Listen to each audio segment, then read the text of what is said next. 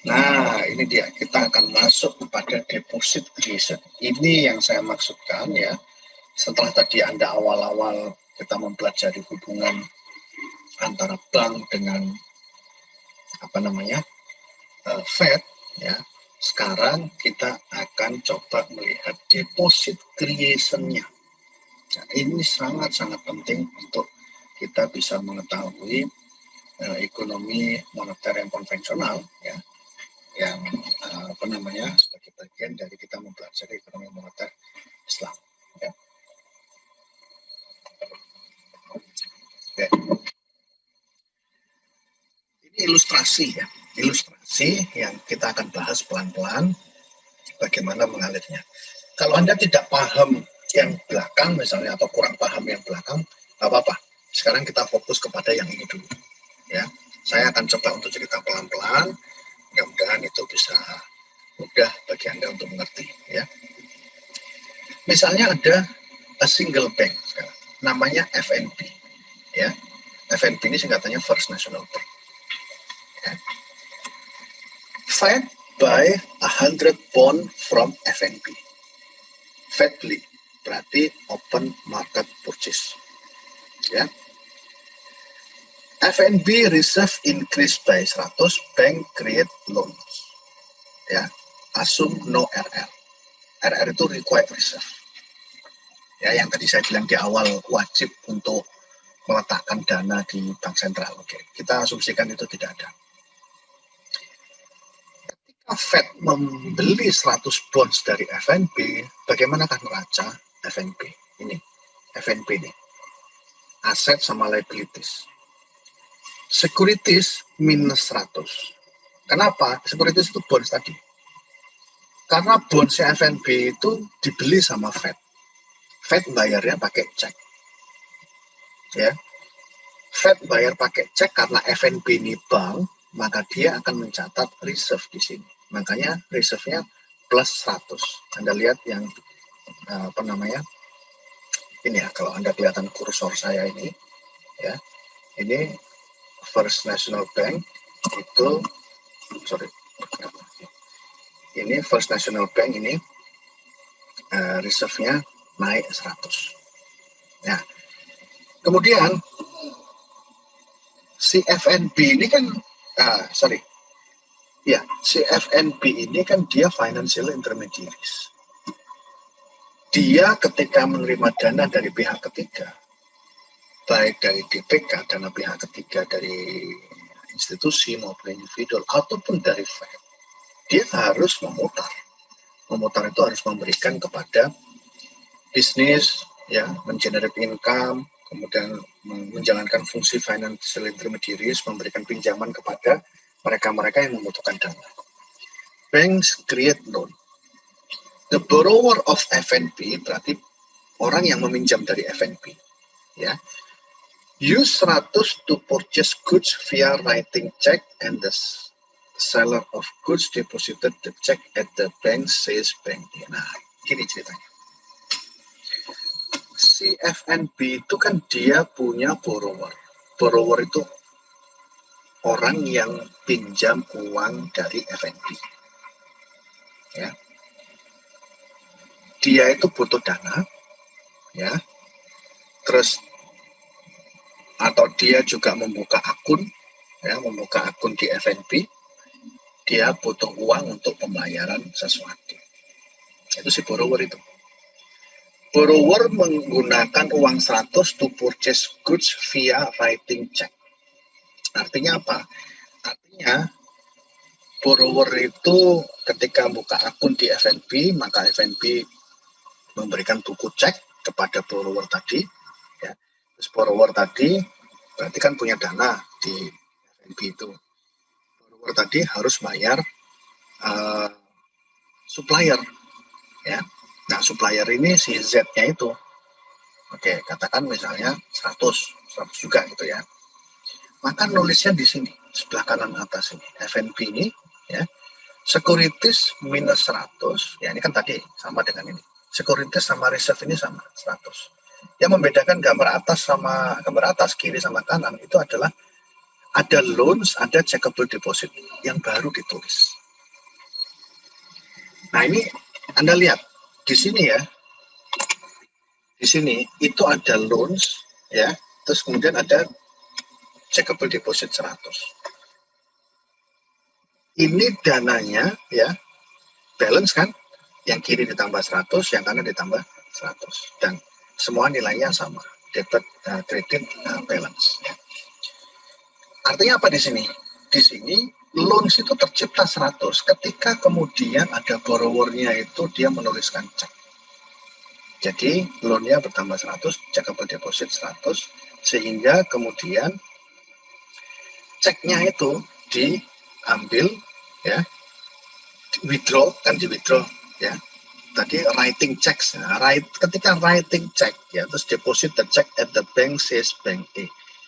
Ceknya itu kan seperti chain withdraw tadi yang di awal tadi, maka reserve-nya akan berkurang minus 100, checkable deposit juga kurang minus 100. Makanya di gambar di sini itu checkable depositnya sudah nggak ada lagi. Reserve ya, reserve di sini nggak ada lagi karena memang si borrower tadi itu sudah nuliskan cek digunakan untuk bayar ke pembelian barang, dikasihkan ke Z. Z itu bawa ceknya, terus kemudian diletakkan ke bank E. Nah, bank E itu apa? Bank E itu adalah banknya Z. Ya, bank E, bank A itu adalah banknya Z. Sehingga apa yang terjadi? Yang terjadi adalah ini.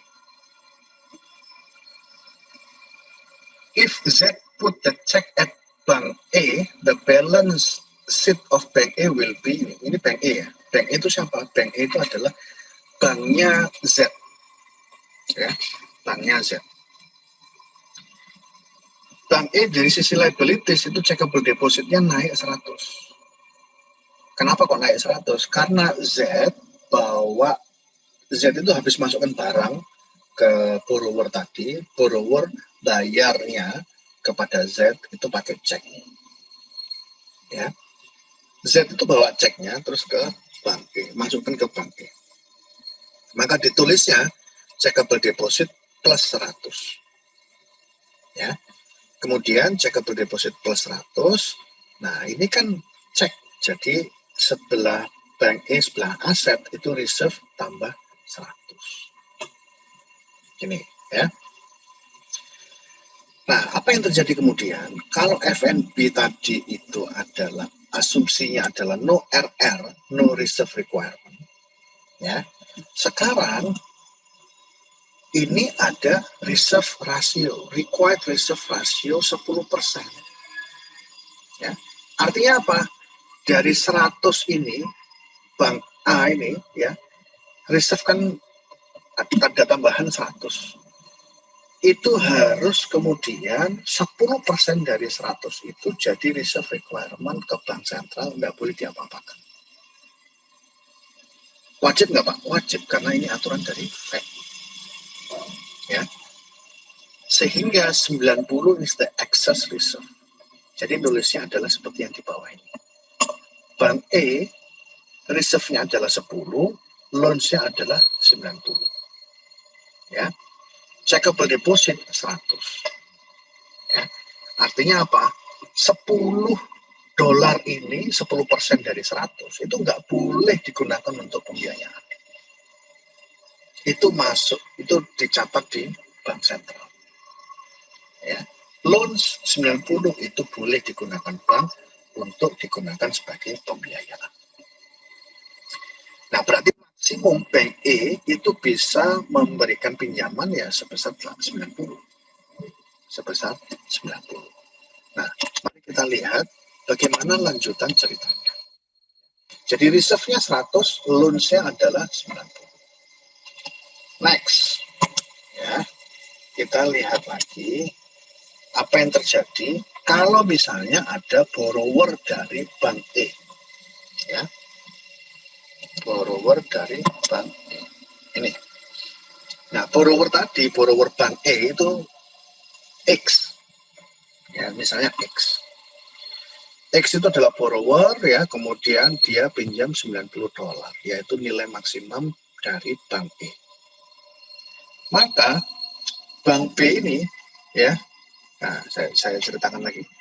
Bank E gives loan 90 to borrower X, which he will use to pay for supplier Y via check. Jadi, X itu kan borrowernya E. X itu dia kan harus bayar kepada supplier. Nah, supplier itu Y.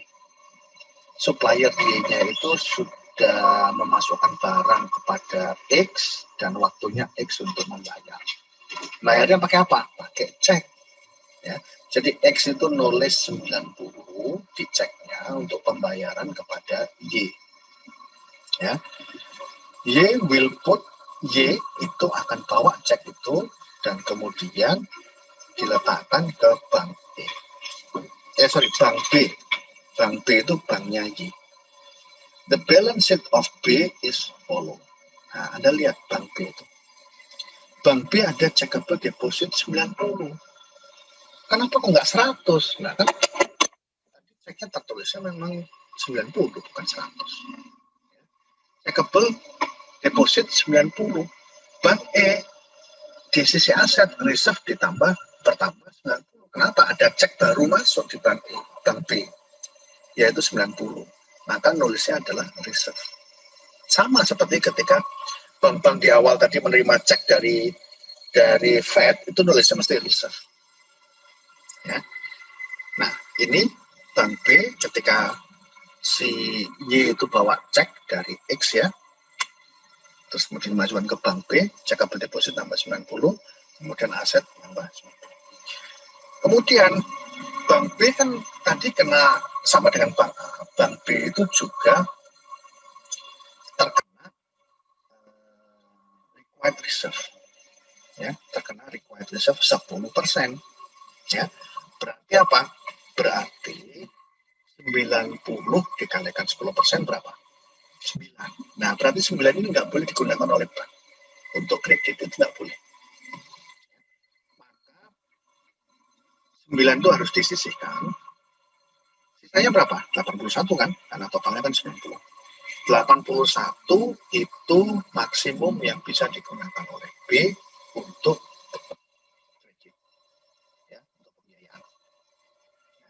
Jadi, usia itu maksimum adalah 81 yang bisa diberikan oleh bank B kepada bisnis, pada kredit.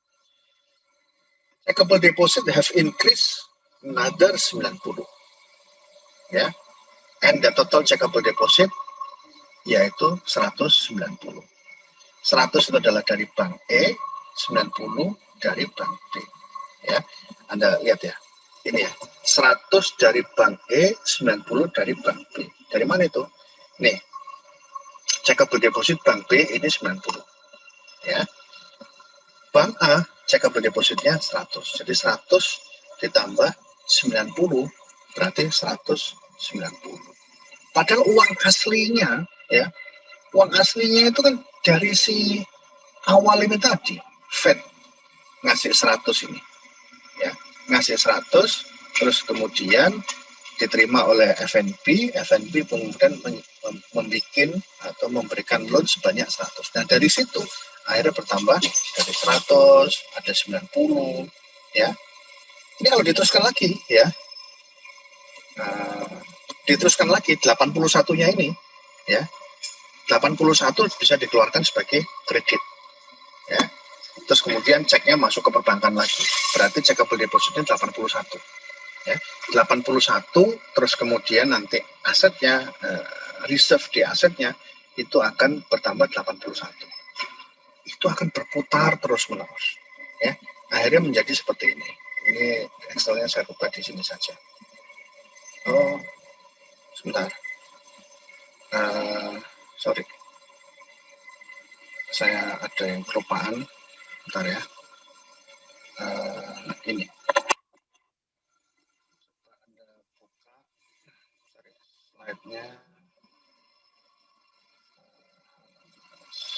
Ini itu 350.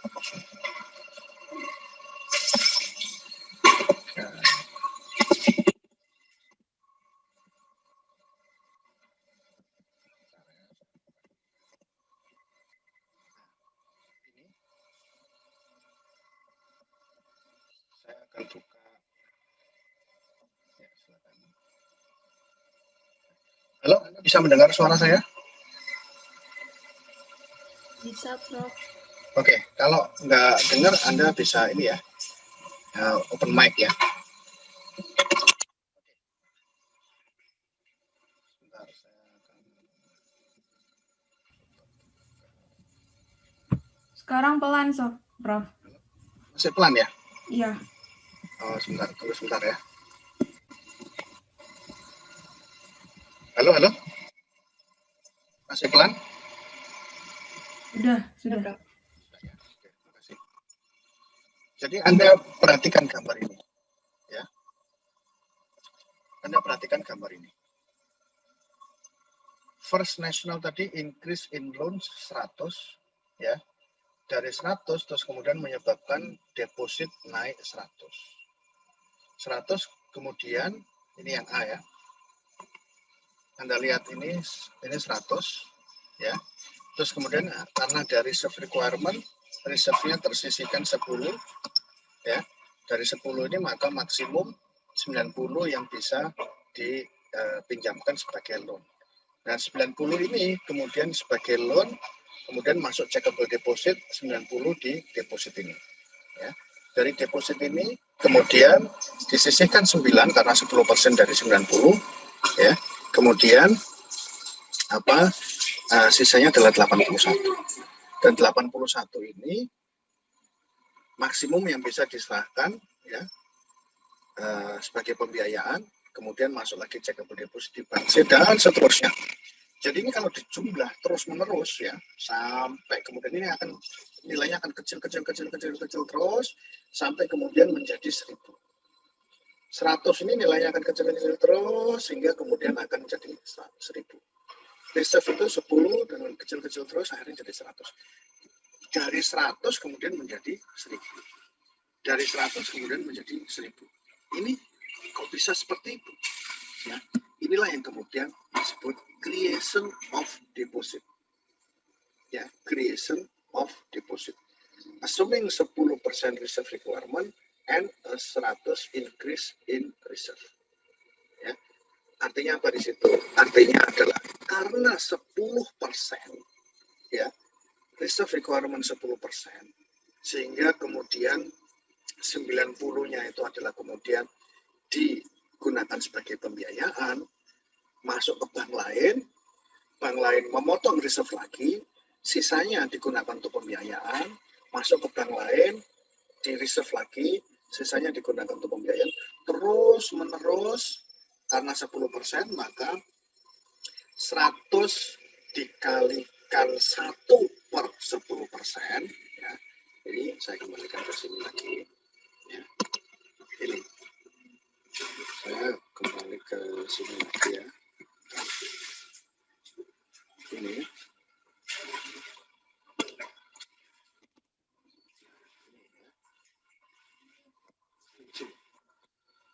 jadi 1/10% dikalikan 100. Reserve-nya kan 100 tadi. Kali ini berarti kan 1/10/100. 10-nya naik ke atas ya. 10-nya naik ke atas jadi 10 kali 100 dengan 1000. Jadi dari 100 reserve itu menjadi 1000. Ya. Inilah yang kemudian disebut sebagai money creation. Ya. Ini yang disebut sebagai money creation. Ya. Anda perhatikan, uang asalnya itu adalah 100, yaitu yang tadi diberikan oleh Fed tadi. Yang kemudian karena reserve requirement itu 10%, sisanya digunakan untuk pembiayaan, masuk ke bank lain, dan seterusnya itu berkembang menjadi 1000. Ya. Nah, itu yang kemudian menjadi disebut sebagai money creation. Ya. Oke, sampai di sini ada pertanyaan? Nanti yang ini akan ada di chapter minggu depannya, ya, di chapter 16. Oke, silakan kalau ada pertanyaan. Ini kelihatannya saya mau ngasih, ada yang salah dari yang saya kirim file ini. Nanti mungkin saya akan kirim file terbaru saya. Sebentar ya. Oh, ini.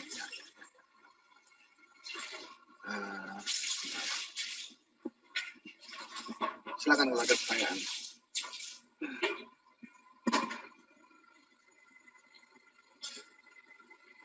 Ya. Ini mau saya tunjukkan ya.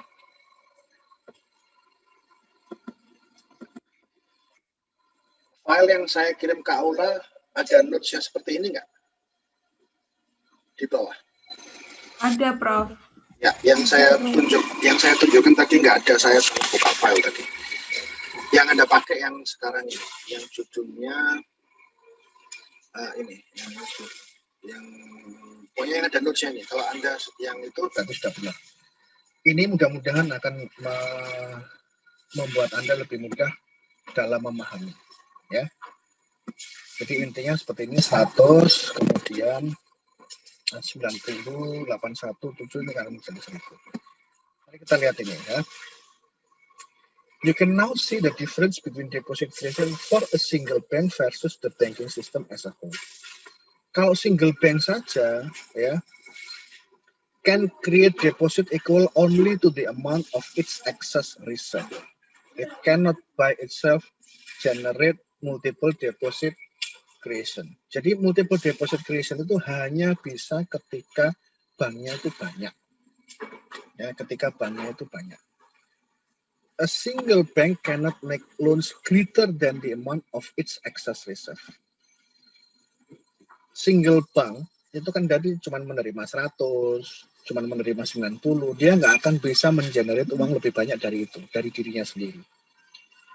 Tapi kalau masing-masing ya secara keseluruhan itu bisa mengenerate menjadi 1000.